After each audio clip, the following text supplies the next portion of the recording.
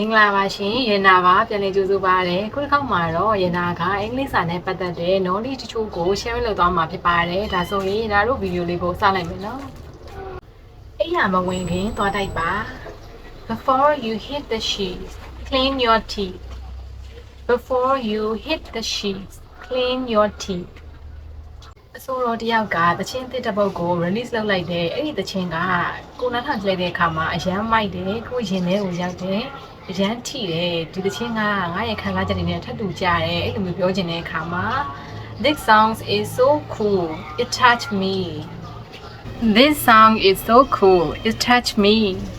တကယ်ကြီးတယောက်ကပတ်စံလာချီတယ်ကိုကပတ်စံချီနေတယ်ဒါပေမဲ့ကိုမှမရှိဘူးအဲ့တော့ငါနည်းနည်းလေးဖန်ကြည့်လိုက်မယ်နော်ငါကြံလိုက်အောင်မယ်လေအဲ့ဒါကိုဘယ်လိုပြောလဲI'll figure something out. I will figure something out. I'll figure something out.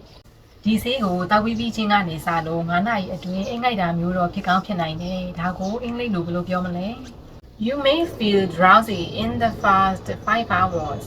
You may feel drowsy in the first 5 hours. ငွေချင်းတစ်ယောက်တူရှိနေတဲ့အချိန်မှာတယောက်ကနေပြီးတော့ကောင်မလေးနဲ့အဆင်မပြေလို့ရန်ဖြစ်ပြီးတော့စကားတွေများနေစုပူပြီးတော့ပြောဆိုနေအဲ့လိုမျိုးသူဒေါသထွက်ပြီးတော့နိုင်ဝက်လောက်ကြာတော့နောက်ထပ်ကြံတဲ့တငယ်ချင်းတယောက်ကနေပြီးတော့ဟေ့အောင်မင်းစိတ်မဆိုးဘူးဆိုရင်လေငါတခုလောက်ပြောချင်တယ်။ဘာလဲဆိုတော့လေမင်းခုနဒေါသထွက်နေတဲ့အချိန်မှာလေမျက်နှာအရန်ဒေါသရလောက်မှုနေလို့မျက်နှာအကြီးတန်းနေတယ်လေမင်းလုံးဝနောက်ထပ်လူတစ်ယောက်ပြောင်းသွားသလိုပဲမင်းလုံးဝမဟုတ်တော့ဘူးနောက်တစ်ယောက်ပြောင်းသွားသလိုမျိုးပဲဒါကိုအင်္ဂလိပ်လိုဘယ်လိုပြောမလဲ You looked like a whole new man You look like a whole new man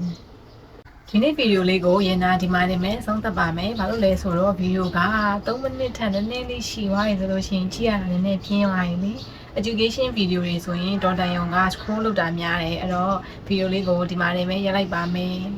If you are interested in our video, please subscribe and follow to our Facebook page, YouTube channel, Instagram, TikTok, and Telegram channel. Thanks a million. See you in my upcoming video. Catch you later.